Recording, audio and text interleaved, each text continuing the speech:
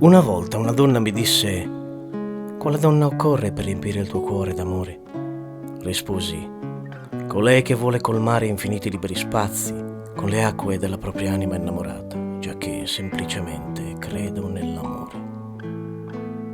È necessario che coloro che amiamo abbiano costantemente legato al proprio orecchio il suono della nostra voce. Qualora la distanza separi i nostri volti per lungo tempo, tutto ciò è perché non venga meno il dialogo d'amore. Incoronare come migliore amica la tua compagna o la tua sposa e trovare il cuore della felicità nell'amore. E lei deve far lo stesso con te, giacché siete voi due a scambiare le nude vesti dell'amore dei corpi per sorridere nell'ora del meriggio, scambiandovi gli sguardi. Non temete alcunché.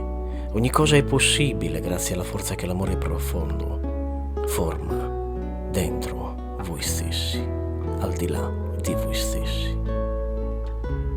La donna e l'uomo sono una cosa sola, così come lo sono la sorgente e il fiume, e la loro unione sia l'acqua bambino per l'oceano dell'amore. Amare è dare e avere nella misura in cui amore stesso ha suddiviso i suoi beni in te e colei che desideri. Chi ha trovato amore seduta sul trono della bellezza ha indossato la veste della verità.